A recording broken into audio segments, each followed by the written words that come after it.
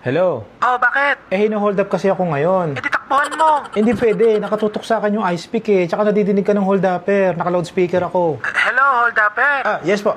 Anong pangalan mo? Roy na lang po. May extra ka bang ice pick? Meron naman po, ma'am. Oo, saksakin mo na lang yan. Tapos wag mong hugutin. Hayaan mo nakasaksak sa kanya, ha? Bayaran ko na lang yung ice pick mo. Uy, teka, ba't mo ko ipapasaksak? Mamili ka. Siya sasaksak sa'yo o ako pag Bilis na, binigay mo Brad. yung sahod Makalis mo. na ako. Sige, si Boss Roy na lang. Kaya mo bang bumiyahe pa uwi habang pinakatusok sa'yo yung ice pick? Dito na lang sa bahay hugutin. Ako nagagamot sa'yo. Band 8 lang yan. Hindi ko alam. First time ko lang uuwi nang may nakatusok sa aking ice pick. Ay, ma'am. Wait lang po kasi bigay sa akin ng misis ko tong ice pick Ako naman mayayari pag umuwi ako kasi inventory niya yung ice pick ko. Tsaka i-audit yung pera galing hold up. Bahala na nga kayo mag-usap. Magrambulan na lang kayo dyan. Basta uuwi kang may pera, ha? Wala akong pake kung puro kasaksak. Basta iuwi mo ang pera. Paano kaya, boss? Ikaw, Brad. Kasi mayayari din ako ng misis ko O sige, tulungan na lang kita mang hold up. May extra ka bang mask dyan? Pantakip lang? Meron naman dito. Pero balik mo, ha? Sige, tara na. Yan na lahat yung kinita ko ngayong araw, 9,800 dyan, tsaka dalawang cellphone. Bakit hindi iPhone? Di ba sabi ko iPhone ang kukunin mo kasi mababa ang resale value nitong mga nakuha mong phone. Diyos ko naman, may time pa ba ako para mamili? Karamihan kasi ng phone ngayon, mukhang iPhone na din Dapat tinitignan mo yung logo sa likod kung may Apple. Alam ko kasi naka-iPhone din tayo. Anong gagawin ko? Igaganong ko habang hawak niya yung cellphone niya. Tingnan ko kung naka-iPhone, ganon. Yung pera, bakit 9,800 lang? Nilag mo sa Excel 10 kaya ang nakuha mo asa ng 200? Siyempre, nagutom ako. Bumili ako ng pagkain. Bakit hindi ka na lang nagnakaw? Hold upper lang ako, hindi ako magnanakaw. Parang gusto mo lahat na lang ng krimen, gawin ko na. Di ba nung niniligawan mo pa lang ako, sabi mo lahat gagawin mo para sa akin kasi mahal na mahal mo ako.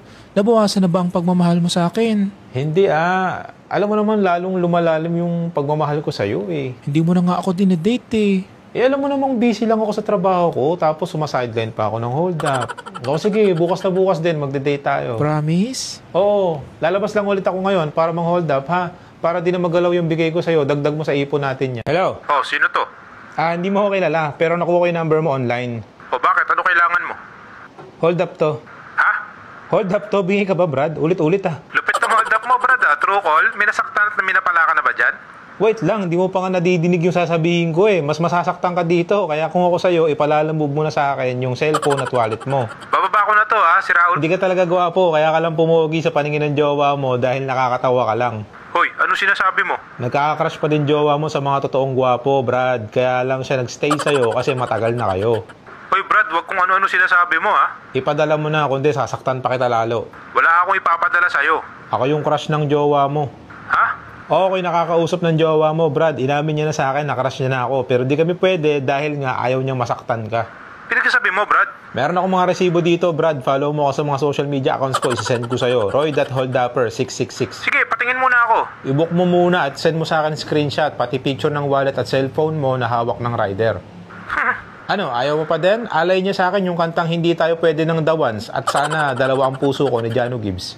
Brad, wag ka naman ganyan. Nasasaktan ako Isang reason kung bakit di ka niya iniiwan dahil dumidistansya ako at sabi ko ay piliin ka pa din niya. Pero kung di mo papadala sa akin lahat ng hinihingi ko, chat-chat ko siya. Eto na, Brad. Papadala ko na. Wag mo lang siyang kunin sa akin. Sige, siguraduhin mo, Brad, na lumalabang ka ng patas. Wag mo akong iskamin. Ay sir, may ice pick po kayo. Bawal po yan dito sa loob ng mall. Ay, ganun ba? Paano kaya yan, boss? Yung hold upin ko kasi, pumasok sa loob. Sir, hindi po namin inaalaw ang ganyang aktibidad sa loob ng mall. Hindi ko to ginagamit, boss. Akala nyo mananaksak ako? Hindi, grabe naman kayo sa akin. Hold upper lang ako, hindi ako nananakit ng pisikal. Kasi sir, baka may ibang makakitang tao mag-cause ng panic. Hindi, boss. Maayos ako makapag-usap sa mga ino-hold up ko. Meron niya akong NDA dito. Pinapapirma ako sa biktima ko yan once nakuha ko na yung pera o yung cellphone nila. Okay. May NDA naman pala siya Papasukin na natin. Meron din ako NBA clearance dito, boss. Ang mga kaso ko lang dyan, robbery lang. Wala akong assault ni isa. Tsaka organize ako. Organized crime naman pala yung gagawin, Brad. Tingin ko hindi naman maaabalay ibang tao sa mall.